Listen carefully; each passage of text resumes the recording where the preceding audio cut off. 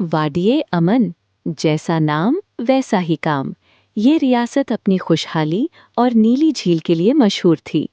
Princess Zoya अपनी खूबसूरती और लंबे घने बालों के लिए मशहूर थी, लेकिन उसका असली गहना उसकी अकल थी। लेकिन अचानक वादी पर एक मुसीबत आई। नीली झील का पानी तेजी से कम होने लगा। लोगों ने कहा, पहाड़ी भूत नाराज है। सब डर गए थे और सोना यानी गोल्ड देने की बात कर रहे थे। लेकिन जोया ने कहा, पानी गायब नहीं होता, उसका रास्ता रोका जाता है। हमें भूत नहीं, वजह ढूंढनी होगी। राजा डर रहा था क्योंकि जोया कोई सिपाही नहीं थी, लेकिन जोया का इरादा पक्का था। उसने अपने शाही लिबास के ऊपर सफर का चोगा पहना, हथियार नहीं, बस लैंटर्न साथ ली। वो अकेले ही अनजान रास्तों पर निकल पड़ी, एक नाजुक शहजादी खतरनाक जंगल में। रास्ता आसान नहीं था, घनी धुंध और कांटे, लेकिन जोया रुकने वालों में से नहीं थी। अचानक जोया रुक गई। जंगल में खामोशी कुछ ज्यादा ही थी, जानवर गायब थे। ये पहला सुराग था। झील का पानी सूख चुका था, सिर्फ सूखे पत्थर बचे थे। जोया का दिल बैठ गया। रास्ता ऊपर की तरफ जा रहा था। शाही लिबास में पहाड़ चढ़ना आसान नहीं था, पर वो रुकने वाली नहीं थी। तभी उसे एक आवाज आई, ठक ठक। ये कुदरती आवाज नहीं थी, कोई वहां था। पहाड़ी की चोटी पर पहुंचकर जोया हैरान रह गई। पानी का रास्ता कुदरती नहीं रुका था, वहां एक बड़ा बांध बनाया गया था। पानी को जबरदस्ती रोका गया था। नीचे कुछ आदमी पागलों की तरह खुदाई कर रहे थे।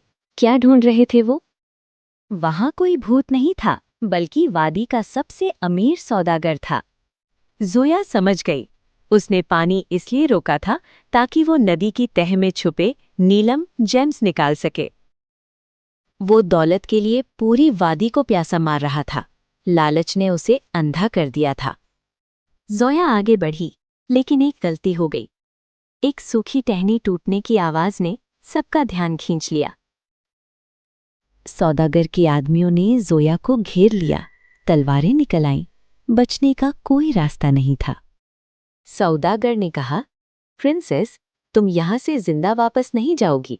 ये नीलम अब मेरे हैं। लेकिन जोया डर नहीं रही थी, वो ध्यान से देख रही थी।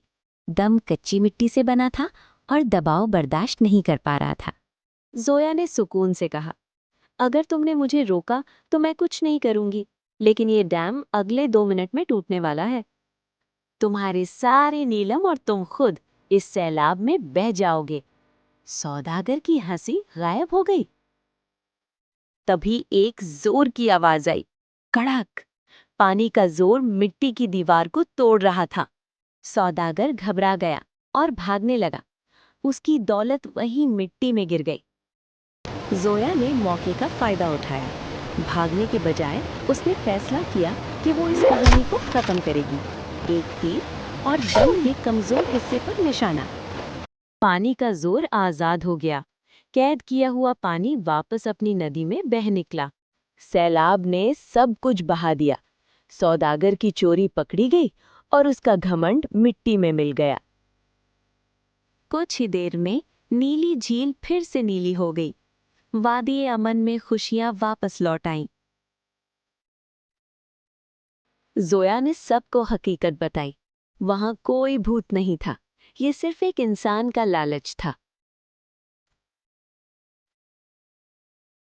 राजा को अपनी बेटी पर गर्व था। उसने तलवार से नहीं, अपनी अकल से पूरी रियासत को बचा लिया था। मुसीबतों का हल वहम में नहीं, हकीकत तलाश करने में है।